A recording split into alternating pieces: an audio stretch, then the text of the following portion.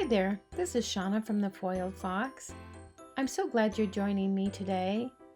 Today I'm featuring the Hats Off Stamp and Die set by Paper Tray Ink and Ink to Paper collection.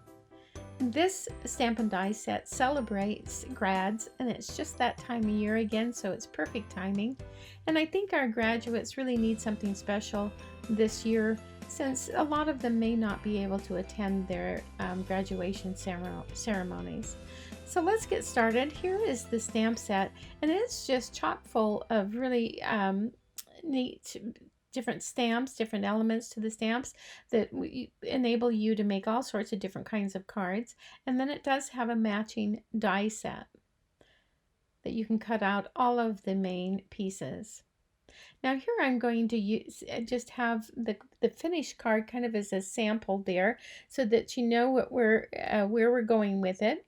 And I have a black card base. It's with licorice twist black.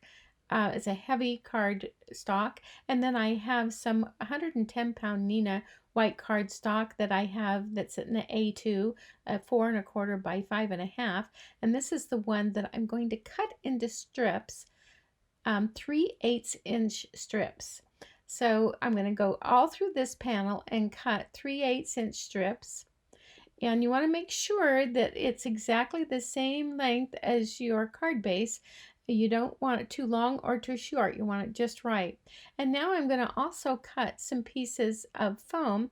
My foam is wider than the 3/8 inch strips, so I need to cut it down. And a really nifty way to cut it is by using one of these paper trimmers. I find it much easier than using a scissor to cut through it, and it makes very even, clean strips.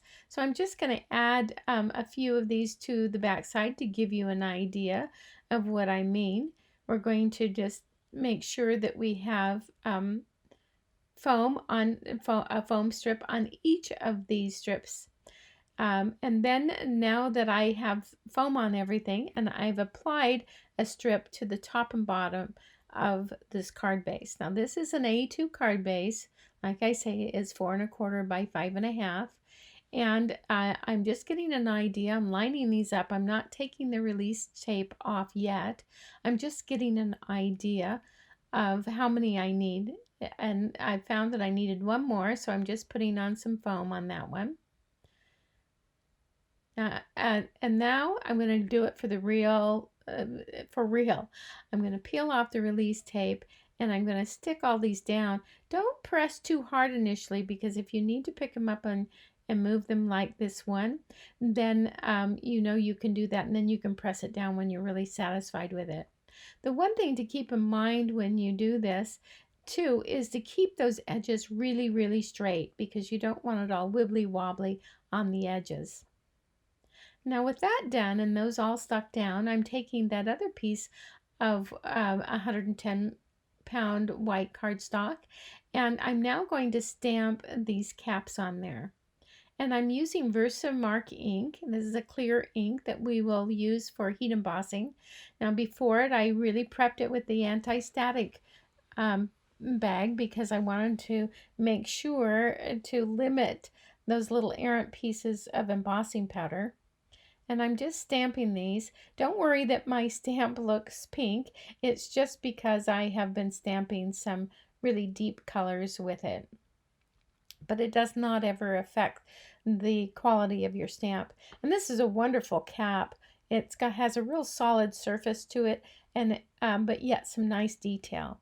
So I'm putting on some Hero Arts black, detail black actually. It's my favorite black embossing powder because it's quite fine, and it'll pick up all that fine detail and give you a beautiful black, really black embossed image. So I'm just taking a brush and just brushing off any of those little bits of embossing powder that didn't come off. And now I'm heat embossing it.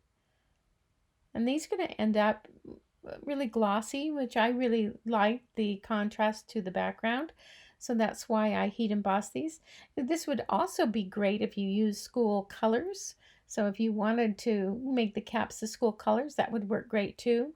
And now I'm stamping the tassels. This is a cute stamp.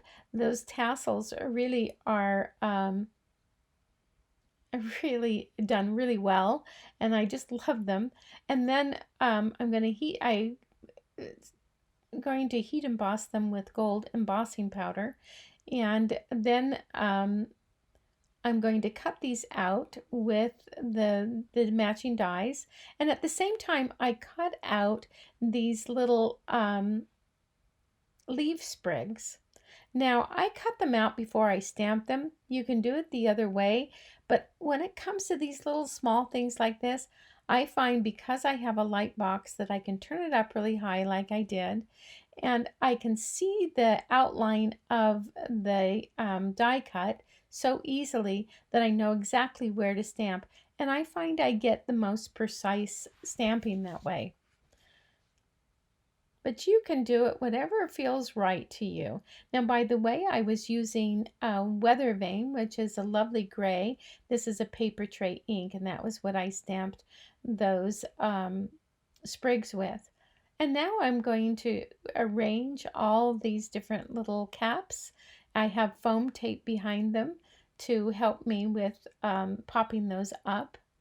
And I'm just going to kind of get an idea where I want them and then place them down with the foam tape.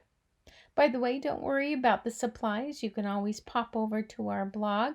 There will be a link down below where I'll have a complete supply list, lots of other close-up pictures, and more information. Not to mention there's oodles more projects that you can take a look at. And now with a tape runner, this is a micro dot tape runner, I'm adding those little tassels that we cut out with the die. And the reason why I'm using this micro dot tape runner is because it's temporary at first, so I can reposition it if I want to, but then it will set and become permanent. And I'm going to place the little leaf sprigs the same way.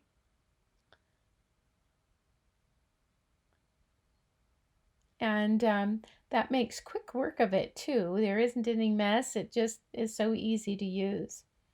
With that done, I'm going to do the sentiment. I'm using the same black, heavy black cardstock. It's a licorice black, and you can find that on our website. And I'm stamping Congratulations, which is a sentiment that's included in the stamp set. And there's a few of them, and this is just one of them. And I'm going to gold heat emboss this. I'm just brushing off any little errant bits of the embossing powder so I have a clean embossing. And I just heat embossed it, cut it into a strip, put some foam tape on the back, and now placing it in position. And there we have it. It's all done. And I think it turned out to be a very stunning graduation card that can be used for anyone. You can also change the color scheme so you can use school colors or whatever might be their favorite color. And I think that in that way it makes it extremely versatile. Thank you so much for joining me today. I hope you enjoyed it. If you did, I hope you give us a thumbs up, and if you haven't already, please subscribe. We'd be over the moon if you would do that. And then keep in mind that there are more pictures and the complete supply list and more info on our blog. There's a link down below that you can just click to go there. And also there's oodles more inspiration. So take a look. And I want to thank you again for being here, and I hope to see you next time.